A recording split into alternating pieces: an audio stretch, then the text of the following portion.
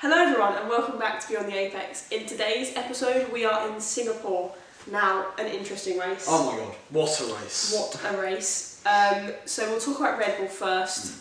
Possibly one of the poorest races we've seen. It really was. It was a disaster class from Red Bull. I kind of hinted at this last race. I kind of had a feeling that Singapore was always kind of an outlier for all top teams. Obviously Merck have never kind of done well.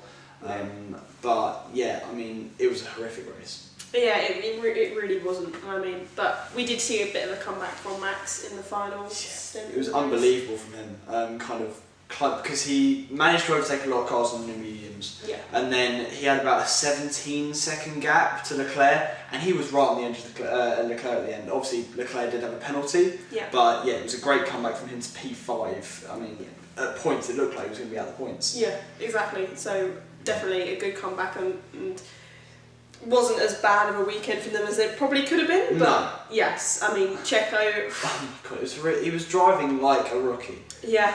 It was his move on Yuki at the start was just half-assed, just went into his side pod, and then Alex as well. These are moves that you shouldn't be seeing from a top team. No, absolutely not. Yeah, it was a shambolic weekend. Yeah. One to forget for sure. One to forget, absolutely, going into the next race. But we'll go on to Ferrari. The complete opposite. Oh my god, what a race! A race. What a race from Carlos, yeah. Yeah. Obviously, it was P4 from Leclerc, and he was managing an issue at the end. But my God, what a race! What a race! So good to see Carlos winning. Oh yeah. Again. Oh yeah. And obviously, it's been 2 poles in a row now. Yeah. He's coming right into form, giving Leclerc a good old fight for that kind of inter-team battle. Absolutely. And honestly, I think that IQ play at the final 10-15 laps of just keeping Lando in the DRS so that it created DRS trains that George and Lewis couldn't get past Lando was genius. Yeah. It was absolutely genius. I think it was. I definitely think it was.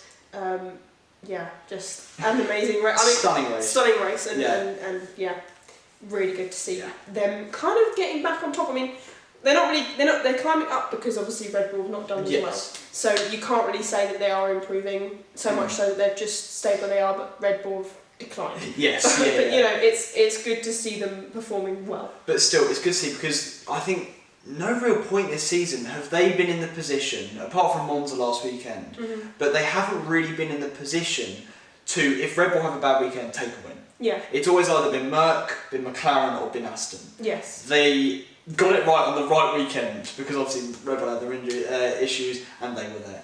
So yeah, they really nailed it this weekend. Yeah, definitely. I think we can definitely see that. And also with Charles at the start, I think Ferrari for once had good strategy. They left Charles out there to sacrifice for Carlos. Yeah. They held him out, they brought him back, held up the cars behind while Carlos could get away, and then pitted Carlos. It was actually a proper masterclass. It was. For once. It was for once. For once. From what we've seen previously, you know. Yeah. Maybe we can't say the same, but yeah, no, it was definitely a brilliant race from them on that perspective. But we'll move on to Mercedes. It was bold. It was bold, their strategy at the end. Yeah. It looked at many points that it was going to work, and it was going to work masterfully, and they were going to get a 1-2. But unfortunately, the racecraft of Lando and Carlos stopped it from happening, and obviously George at the end. Oh, that was just really sad. It was heartbreaking. It was literally giving. What was the race where he was the first in the Mercedes when he took over from Hamilton when he had COVID? Sakir 2020, yeah. It literally gives those vibes. Because he deserved that podium. He really did. He was driving well. Obviously, he deserved P2, I would say, and especially on the hards in the middle of the race, he could have pushed Carlos to P1. Absolutely. But yeah, he deserved at least a podium from that, and it was very unlucky. It was. But do you reckon it was his mistake? It was his mistake, and it was on that final lap, and Lando just skimmed the wall that his back tyre hit. Right. So George kind of copied his line. But fluffed out. Hit the back tyre, went straight into the wall. Yeah. It's such a shame though, because we are literally talking the tiniest amount of trying to follow Lando's line, and it's just gone wrong, and it's honestly just completely thrown away a weekend. Yeah. But Lewis had the pace for the win as well. I saw a lot of kind of people saying after, look, why didn't they let Lewis through? Yeah. Lewis could have had a punt at him, but he needs to improve his qualifying. That's the main thing. If Lewis had had a better qualifying, he would have been in in the fight for a win. Yeah. But I think, did he go out in Q2? I think he went out in Q2, did, I can't quite remember because it was 2 weeks ago, but I think he did. Yeah, he went out in Q2 and then he did do a very good recovery to P3, to be fair. But yeah, he just needs to improve his qualifying because at the moment George has that metal on him. Yeah, no, absolutely. I mean, but yeah, no. Overall, I think we can say meh. Yeah, it's a meh weekend. Meh weekend, yeah. Car show good pace, but points weren't there. Absolutely. Okay, so Alpine. I mean, Gasly and Ocon, I mean... They had a good race. It was just unfortunate for the DNF because obviously they were fighting... Ocon did a fantastic move on Checo. I don't know if you remember or not. But it was going into turn 6, I think, where Ocon just got a comeback on Checo and absolutely stormed past. Yeah. So it was great to see from Ocon, unfortunately DNF'd, but they really are fighting to the 5th fastest car. Yeah, and Aston Martin as well. They're fighting against Aston Martin, which...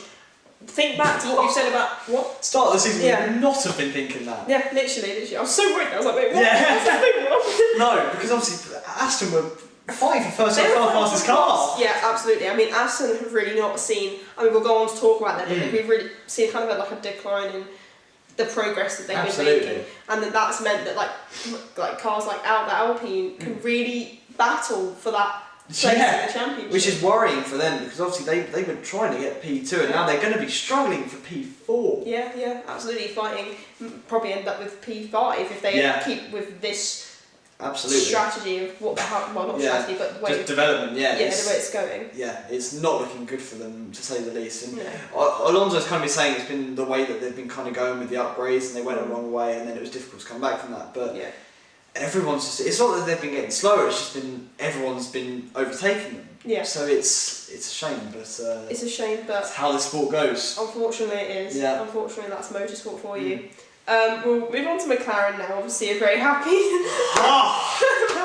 topic for Sam. Yeah. I mean, what a drive from both. Both drivers had a fantastic drive. Yeah. Obviously Lando somehow managing to hold on to P2. I don't know how he did it because absolutely insane. That drive at the end, those last 15 laps were a masterclass from Lando and why he's one of the top drivers. Absolutely. And then obviously Oscar gaining 10 positions, shocking qualifying but because of the Stroll crash. Yeah. But yeah, unbelievable drive from both of them. Yeah. And Lando had 9 upgrades this race weekend. And they're clearly working. Yeah, clearly they're working. Clearly. So. And we're really hunting down Aston for that P4 position now. So it's brilliant to see. It is really good. It's a great time to be a. It's a great time to be a McLaren fan. It wasn't at the start of the season. No, I've been through a roller coaster. It's literally been a roller coaster. It really has been. But a great weekend for them, honestly. And I will just say, like you said about Oscar, the recovery, that's insane. You know, gaining 10 positions from a driver like Oscar that hasn't been doing it as long. You forget he's a rookie. Yeah, as a rookie, that is insane. Yeah, and on a track like Singapore, which is not known for overtaking. No. It really isn't. It is a street track. There's 2 straights where you can overtake, and they're the shortest straights. You really need to be on top of your game. Oscar did spectacularly. It was just perfect. Well, not perfect, but it was a very, very good weekend for them. Yeah. We'll move on to Alfa Romeo now. I mean... Yeah. It was just another mare weekend. Yeah.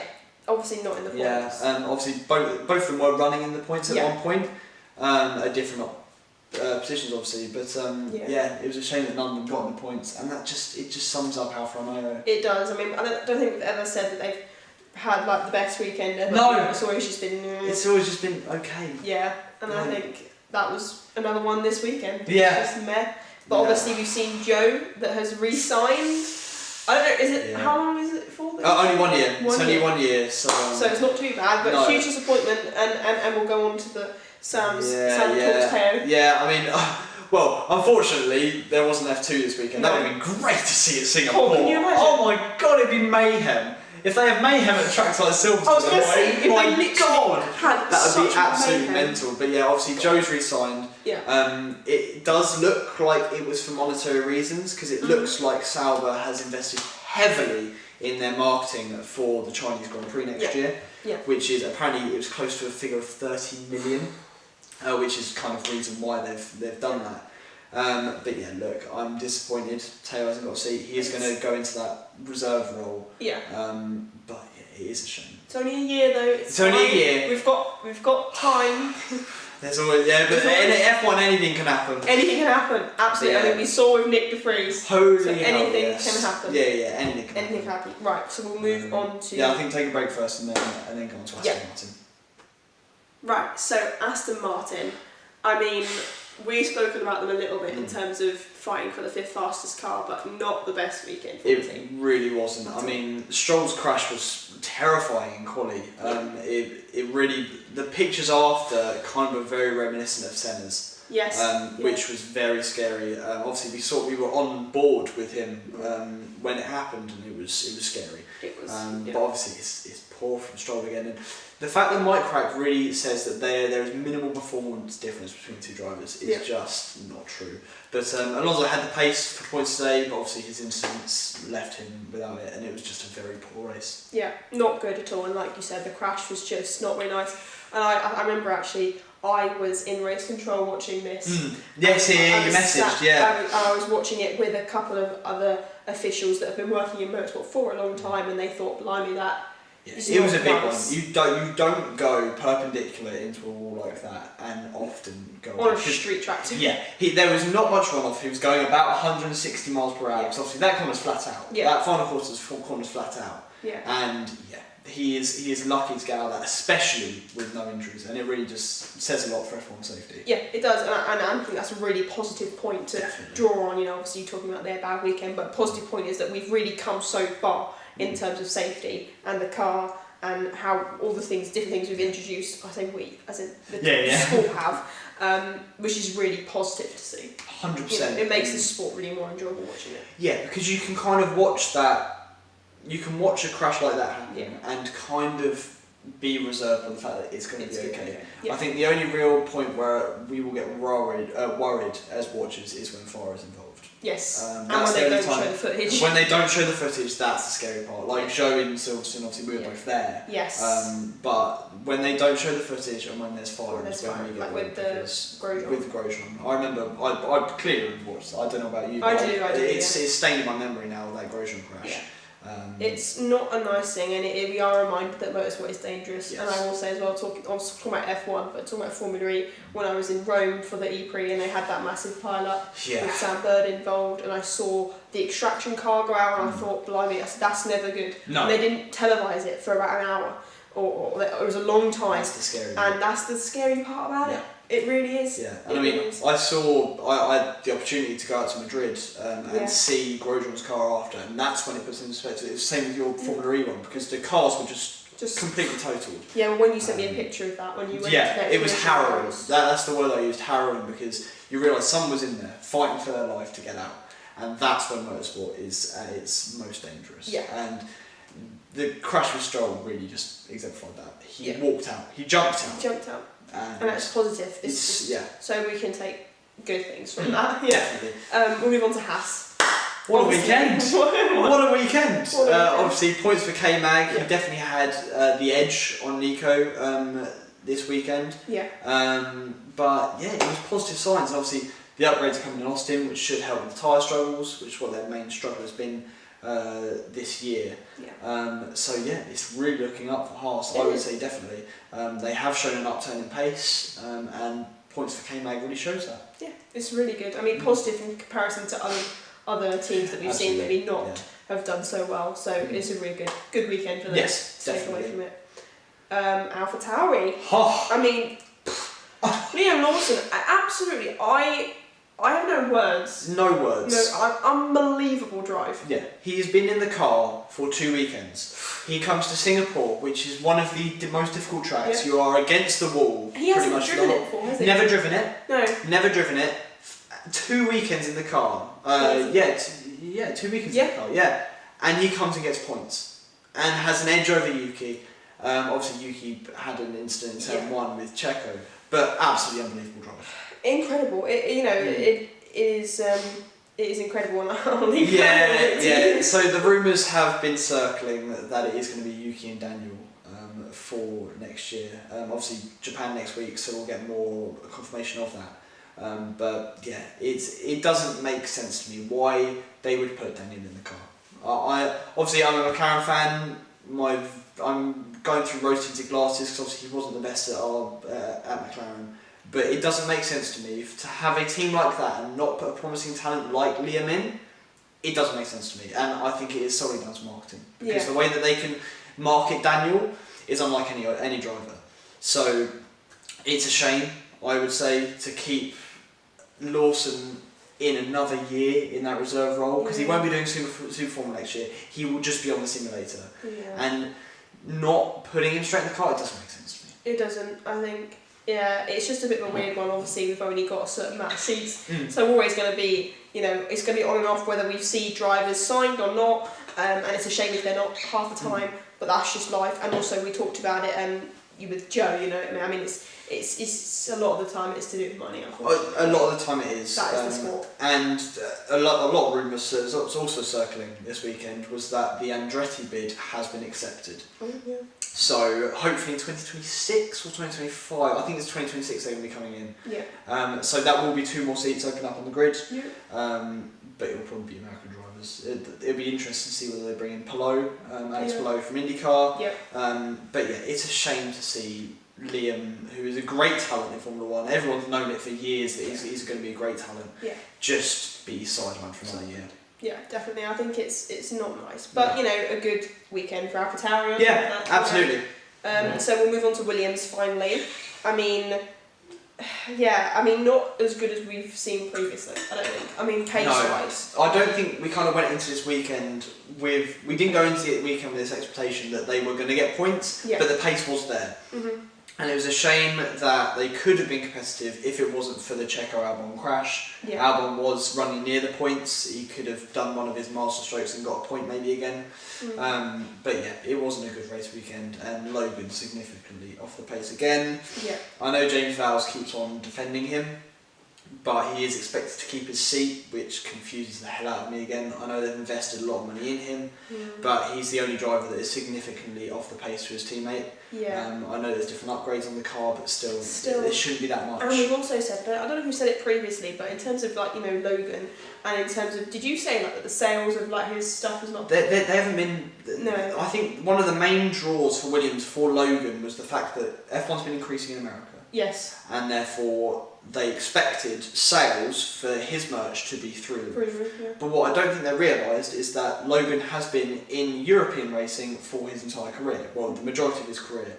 Yeah. And therefore the Americans don't know him. They know the Americans are very much from Netflix. I know there's a significant portion that aren't, but the majority are. Yeah.